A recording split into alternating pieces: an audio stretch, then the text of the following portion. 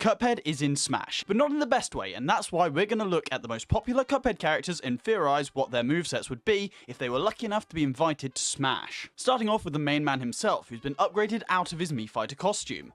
Obviously, Cuphead would be our most likely rep for Cuphead, as, you know, he's Cuphead. But how would he work, what map would he get, and how would this impact Kirby? Well, we can answer the map question right now, as I think you would get a pretty simple Inkwell Isle 1 stage, with the various bosses of said isle showing up as fun little mini-bosses in the same manner as the Yellow Devil and Metal Face. Nice and easy, but what about his skins? Obviously, we can't ignore Mugman, who, as Cuphead's brother, is in no way different to him in ability, only being a skin swap in the actual game. Then we need to get creative, and I think we can implement two styles that are literally just filters in Cuphead, those being the retro and monochrome styles. These will be simple yet fitting skins for all the other characters we see later on. Other than the first few, Smash skins aren't typically the most groundbreaking concepts, and usually turn into palette swaps, meaning I thought it would be fun to represent all of the Inkwell Isles with the last 4 skins we need to make. Inkwell Isle 1 is very green, and we could add a splash of orange just for that Cagney reference. Isle 2 has a nice light pink flooring overall, that would be a nice change in tone to the rest. Isle 3 is a lot grittier, as it's based in a lot more of a city-like district, and thus a darker red with a little bit of grey would be cool. And lastly, Isle 4 is a bit of a mess when it comes to theming, but since we have 2 bosses that have a clear connection to ice, I think it'd be appropriate to give Mugman an icy blue shade. Great, we've got the logistics out the way, now for the actual moveset. And we can't have a new Smash character without a fun gimmick, and Cuphead's got the perfect one. All he needs to do is use his down special to swap his shot type between his 3 options, which are the Pea Shooter, Charge Shot, and Spread. This choice will affect a couple of his moves, for example his neutral special, which will basically allow you to play Super Smash Bros. As if you're playing Cuphead. You'll be able to move around while firing the basic version of your weapon choice. They have their own properties and damage, but won't knock back your opponent. The Charge Shot can, however, but it can be cancelled out if you get hit before it's fired. Gotta keep it balanced, you know? The other attack that's impacted by your choice is Cuphead's Forward Smash, which becomes one of the 3 EX moves. Need something with a longer charge up time but massive results? Choose the Charge Shot's Explosion. Need something that has a little more range? The Pea Shooter's Hadouken-esque projectile will work great. But of course, if you don't know what to do, but do at least want to do damage, the Spread Shot will cover every single angle. Of course, these won't reach quite as far and do much knockback at all, but with some reasonable balancing, I think they'd be a fun fit. With the most gimmicky part of this character out of the way, we can now look at the more normal bits of his moveset, starting with the 2 specials we have left, the Side Special and the Up Special. These are super important for making a character maneuverable, and of course the only way Cuphead knows how to move is via his dash, so we're reworking it. He's no longer immortal during it, but he will gain some super armor, to at least, you know, keep the feel of a perfect dodge. Then, as this is an attack, he'll hit enemies that he passes through. While we're on the topic of his dash, I have to say that Cuphead's Smash dash attack will actually be a roll. I felt that the dash should have been an intentional move rather than something he can do as an add-on for running, so that's why it was made to be a special move. That leaves the Up Special, the most important move, and I think we're going to go with his plane form. It's a crucial part of Cuphead's arsenal, as he wouldn't be able to oppose the likes of Calamaria or Dr. Carl's robot if he wasn't flying. Of course, he'd have it available to him to make it back to stage, thus the move will be a simple swoop downwards then straight up to the side, in an almost similar manner to Steve's Up Special, but with less control. Now then, his smash attacks. We've already seen his forward smash, but what about the up smash? Spoiler alert for later on, but Super 3 hasn't made it to the fabled final smash slot, meaning it's open for a lovely little reference here. Cuphead's body slumps as his macho man soul leaves his body and spins upwards, only for a moment though. It'd be a fun and fitting animation that gives us a good physical attack, something that Cuphead very much lacks. Another aspect of Cuphead that I clearly want to reference a ton is the vast array of shots available to the player, so when designing this character, I tried my best to find a reasonable way of including all of them in the moveset. The down smash gets our first out of the ones that aren't a part of his gimmick, and the shot he's getting is the lobber. I'd imagine he'd fire it downwards and it would bounce once before disappearing shortly afterwards. If it doesn't bounce immediately, that means it's off stage, and thus, for balancing reasons, it disappears really quickly. There will be a couple of frames though that if you perfectly line it up, you will be able to ledge camp. Onto our aerials, and I've got to say we're absolutely smashing these references so far, but we have missed one of Cuphead's most important tools, and that's mainly because he hasn't really gotten off the ground yet. That's his parry, of course. Now that he's in the sky, he can perform a forward aerial to not only deal damage with an axe upgraded parry, but also to do his own special counter to any projectile that comes his way, shooting the projectile back at his enemy. I know that's not how it works in the original game, but I thought it'd be a cool addition. Hey, if we're really being a stickler for the rules, the projectile would also have to be pink, but I don't think there's more than like 7 of those in this game. Let's turn around and witness his back air, a mini reference to one of his plane form's attacks, which is the bomb. Cuphead isn't actually going to be in the plane for this, as I think it would be awkward to manifest it out of nowhere for anything other than his up special, so instead he's just going to pluck a bomb out of his pockets and throw it backwards. It's wacky and random, yes, but that's kind of the point of the whole game. Gameplay wise, this will give the Cup an extra option for edge guarding, but one that has an awkward setup, making it a little bit more fair. With this attack, I think it's becoming apparent that I've built a character that is about as projectile based as Mega Man, but in his own unique way. Back to the creativity. For Cuphead's neutral air, an attack that's usually a bunch of made up rubbish for every character, because an attack that hits everything around you subtly is going to be hard to find anywhere. That's why I'm making my own custom attack that is sorta based on Cuphead. Basically, he'll tilt his head and the contents of his cup will spill as he does some sort of somersault, catching it as he makes it back round to the top. I'm happy with this as it's a pretty cliche animation that sorta references some of Cuphead's emotes as he starts a fight. All we've got left for this guy's aerials are the vertical ones. The up air is going to have Cuphead's soul leave his body again, but not in a cool macho way, but in the way that it happens when you actually die. It'll quickly rise up before it undergoes the animation that it plays when it gets parried, and then makes its return to Cuphead's body. It'll have a pretty bad end lag, I'm sorry, but I think the concept alone makes up for it. Now the down air, where we get our next shot type, the Converge. Since Converge is a very spammable shot that doesn't leave much impact, only damage, it can be fired downwards as a shower of electricity, dealing small bits of damage but not staggering opponents. For Cuphead's grabs, I thought it'd be fine to have him literally grab you like normal and then pummel you with a close range pea shooter. Then, when he throws you away, we can use some more shooting to add some effect. The up throw though will just be a simple throw upwards. His forward throw will have him blast his captive opponent with a spread shot to the stomach before throwing them away. The back throw will have him do a simple throw back with some pea shooter action as they fly away, and then the down throw can have Cuphead pin them down and fire a full charge shot into them with absolutely no mercy, which knocks them out of your grasp, blasting them down and forward. With that, we're getting close to the end of Cuphead's moveset, as we're only left with the more simple attacks, and of course, his final smash. Crackshot is one of my favourite shots in the game, from literally every angle, be it gameplay and or design, and that's why it gets a shot as our forward tilt. I'm very happy with what I've come up with here, as rather than it act like a regular projectile, it's going to be more like a blade, as tilts aren't really ever that special. The Crackshot's initial shot will fire downwards and very close still to Cuphead, before shooting up and round in a slice, as if it's tracked onto a target. I felt that Cuphead needed some sort of close range move, and this is it. We still have two more shots to reference, and luckily for me, they'd work great for these next two tilts. Our down tilt is going to make use of Chaser, firing out aimed down, which will stagger and throw back close enemies. If there are no close enemies though, the 3 or so bullets will then track onto the closest enemy, doing a minuscule amount of damage. Finally, up tilt is going to be the twist up shot, firing it upwards almost like a flamethrower, throwing enemies away at close range. That leaves us with the jab, which can be a set of nonsensical yet wholly appropriate for Cuphead movements, and his final smash, which the devs of Cuphead have so gracefully provided for me. Super Smash Bros. Has so many beam-based final smashes that I don't think anyone would complain about adding one more. They're cool and balanced, meaning Cuphead Super 1 would work perfectly. I'm ever so happy with this moveset, to the point that I'm genuinely quite sad that it'll never see the light of day in a Smash game in any way. All I can do is pray that Cuphead gets another chance to be a fighter in a future game.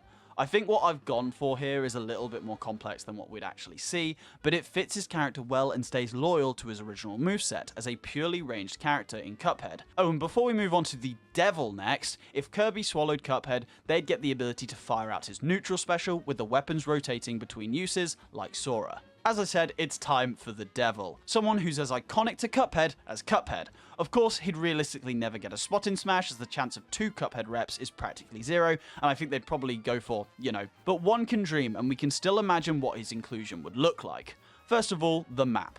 Like all great villains, his secret lair, or not so secret for the Devil, would be his best pick. And that is, of course, his office, throne room. It's like the casino's corporate building, but it acts like a throne room. Either way, this is the starting area of the stage, with a walk-off blast zone and a bunch of demonic stuff going on in the background. Then, we can follow the game exactly. The floor opens up and fire engulfs the stage, until either all players die, or jump down into hell. And in hell, we don't even have to change anything. These 5 platforms will be a good stage on their own, even if I would hate fighting on them. Nintendo have no issue with these janky designs though, just look at North Air as a reference. So yeah, a stage that cycles between these two states would be perfect. Speak of the devil, as in now let's speak about the devil, he needs some skins, and unfortunately he's not going to be quite as easy as Cuphead. As our full model change skin, I think it'd be really cool to reference his skinless design. Don't worry, it's not as horrific as it sounds, as he also somehow rips out his muscles and organs, leaving just a wacky waving skeleton. And while this is going to be referenced later in his moveset, I think it would be a very unique skin akin to Little Mac's wireframes.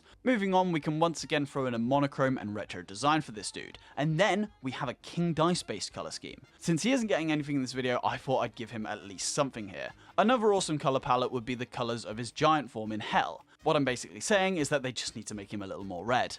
I really struggled for our final two, as I've actually done the Devil's skins last in my notes, meaning all the fun references have been completely used up. This is no issue though, as a lot of skins in Smash are just random colour swaps, so he'll have a pink skin in reference to parries and a slightly lighter grey skin just for the love of the game. Sometimes the skins that are the same colours but in a different shade are some of the best. Back to the main event, his moveset, where we will once again start with the special moves, because they'll always be the ones that have no rules. Why don't we start with the up special, which has the devil detach his head, something that he can indeed do casually, and throw it up, with his body rebuilding itself once it reaches max height and he gains full control back. It won't deal any damage of course, but will be exceptionally good for recovery. Then for his down special, he can act like a true boss by placing down his reasonably large demon minion, which will act kind of like a turret, firing skulls forward for a bit.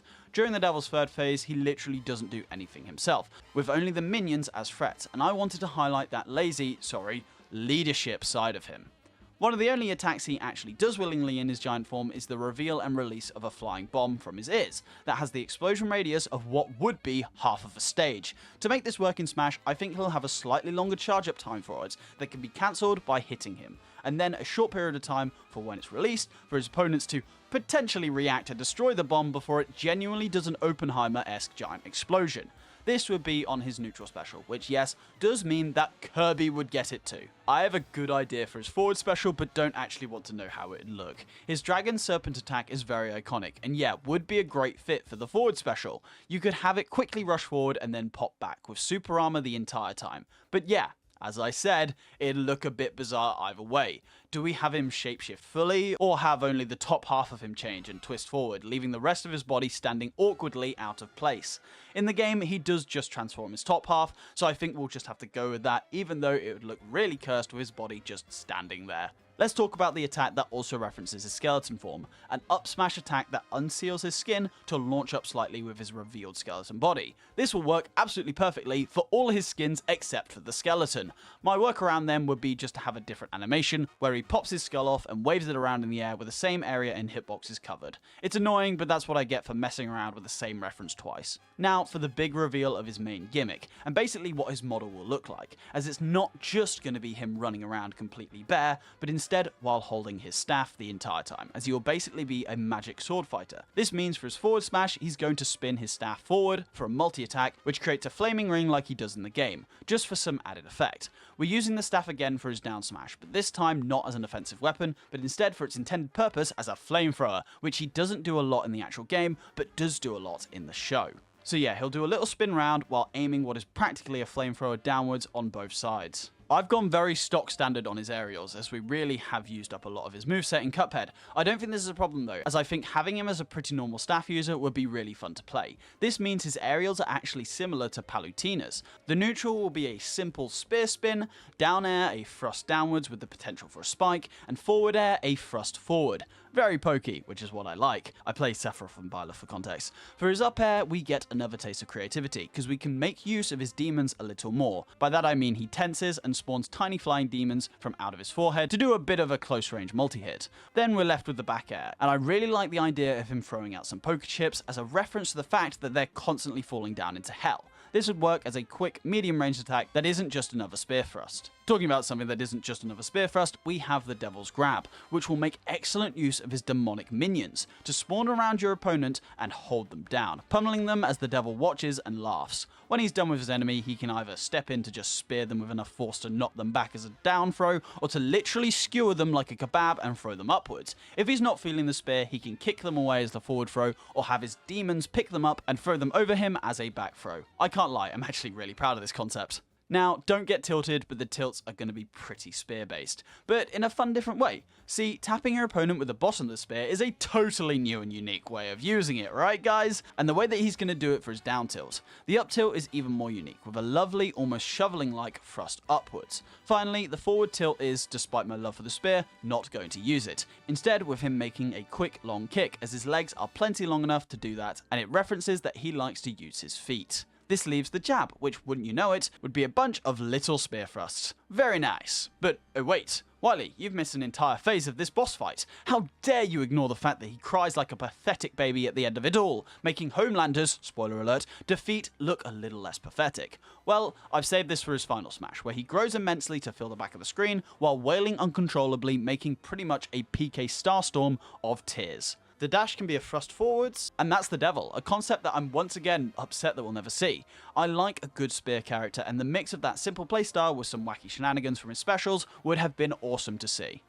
We're not done with the final bosses in this video though, as for our next character we have none other than Chef Saltbaker, the final boss of the DLC, coming in with his bakery as a stage, one that won't be as crazy as the Devil's, but will evolve over time. As players fight on his table with edges, Salt will slowly fill the bakery, eventually coming in an avalanche to fill up the back screen, but also to turn the edge of the stage into a walk-off. I don't think this really has been done much before, especially as something that permanently alters the stage, thus I think it'd be a cool idea. For another reasonably unique idea, Chef Saltbaker's gimmick will be a form change at 80%. The most notable thing about him in the game is that his glass body shatters, leaving his salty heart exposed, and salt-free to be manipulated. So his first form will be the regular chef version of him, a heavy type character, and then the second form will be his heart, something that's very floaty and fast. As we're going through the skins, I'm not going to specifically mention the colours of the heart, but I'll put them on screen. I'm going to try to keep the forms roughly the same colours overall based on the skin.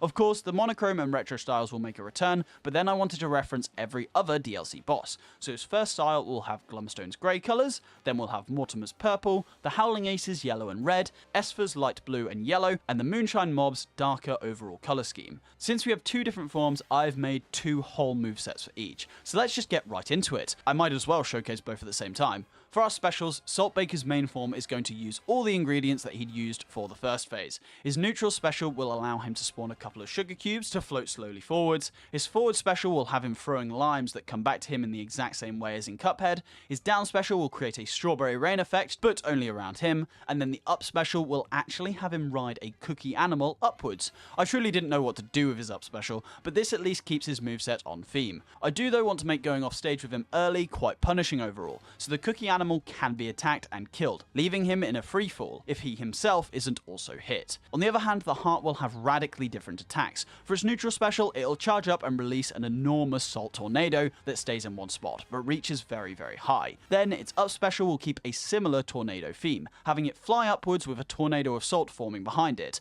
Both of these tornadoes will do a decent amount of damage, but if you get caught in the neutral special, you'll be whisked around and thrown out of the top, making it a killer move at high percent. Then, I think it'd be reasonable to reference Saltbaker's third phase with the down special, as the heart will use salt as the base of most of its moves. Thus, it transforms into the dancing figures of the phase, bouncing around and dealing damage. By the way, I should also clarify that the heart isn't just going to fly around willy-nilly, but kind of like Jigglypuff without legs. It's quick and has a lot of jumps, but cannot directly fly, even if it looks like it is. Oh wait, it kinda can with its forward special, which will be a swift fly forward, which can be aimed upwards, dealing damage with a little bit of a glowing effect to differentiate the movement.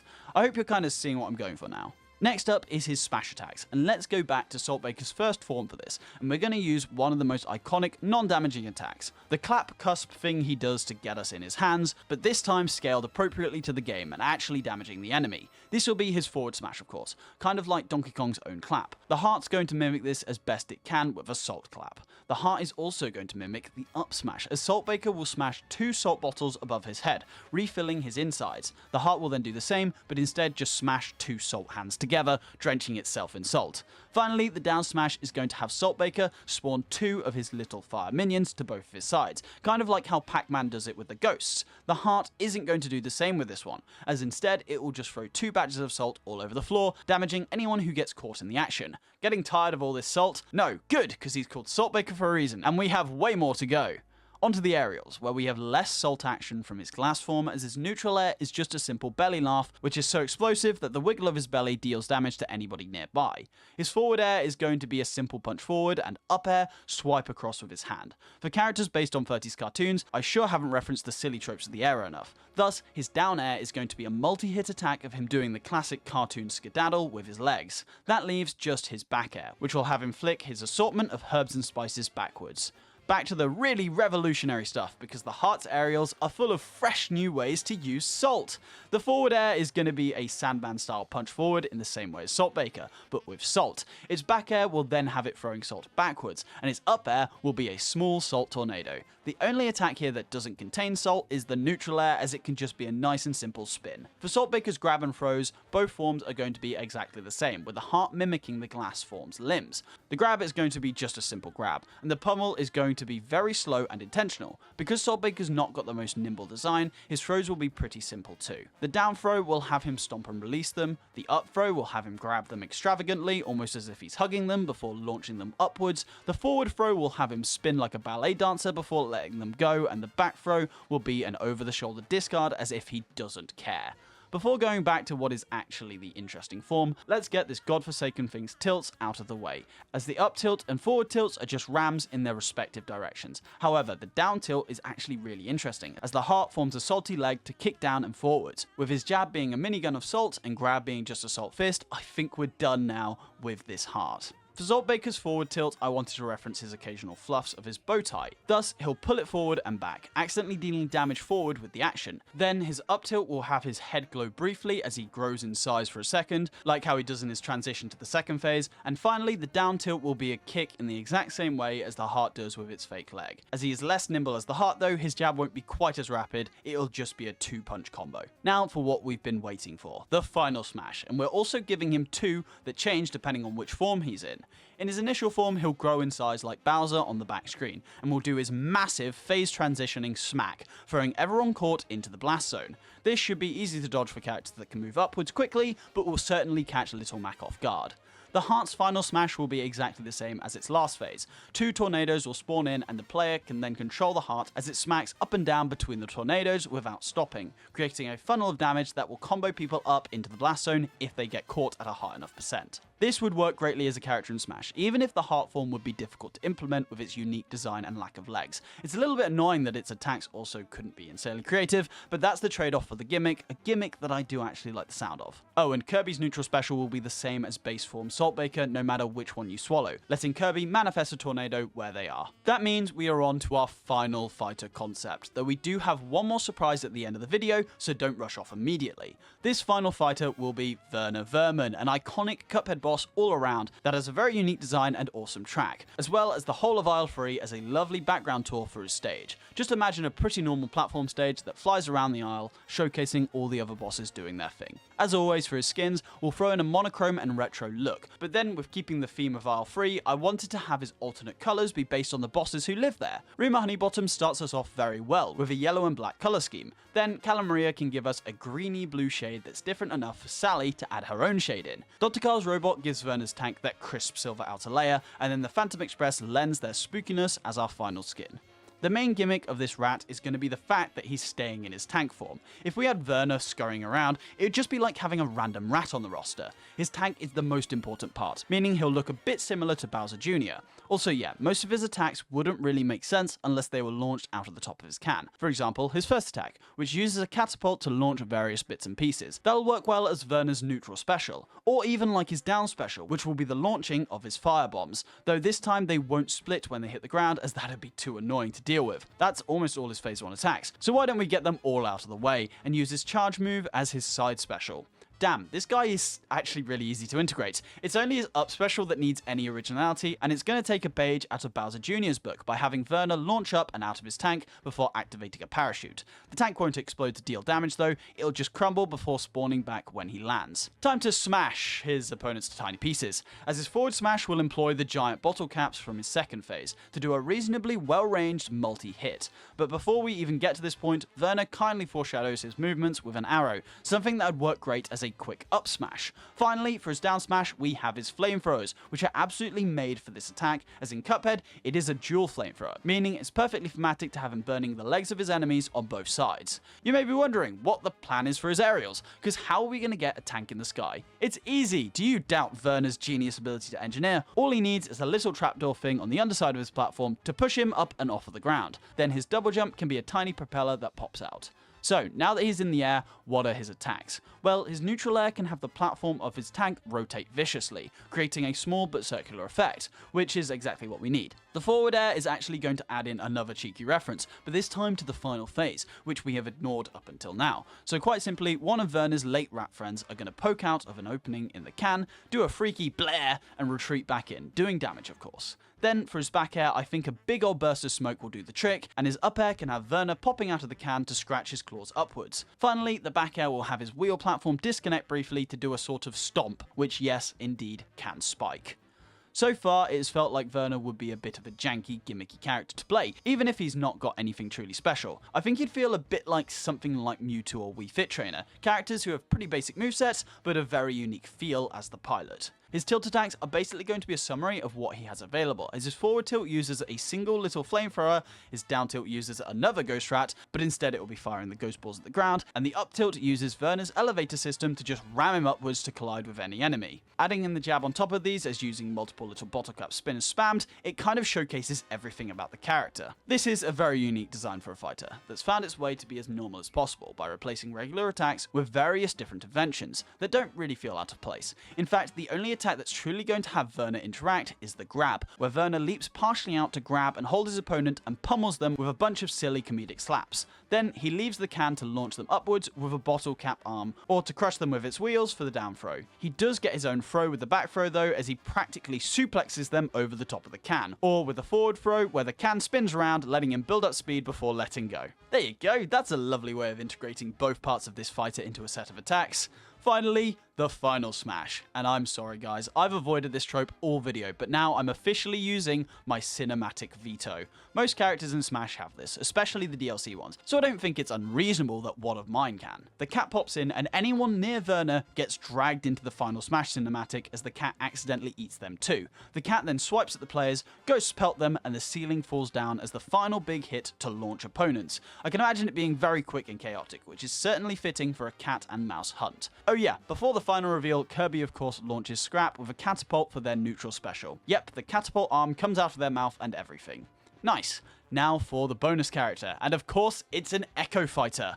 Miss Chalice, the Echo Fighter of Cuphead, who is pretty much the same moveset but with a shorter jump, extra jump, and the same reflect effect as Cuphead had for projectiles, but on the dash instead of the forward air. Miss Chalice completely deserves a spot in this video for being the face of the DLC, but I couldn't justify her being an entirely new character, even if she has her changes. I hope these seem like reasonable adjustments to you, but if you disagree, let me know in the comments below. And before we go, Miss Chalice's skins will be the regular 2, a brown skin, a red and gold skin like the King's attire from the King's Leap, a turquoise and black set, a skin based on Saltbaker, and a nice and easy parry pink.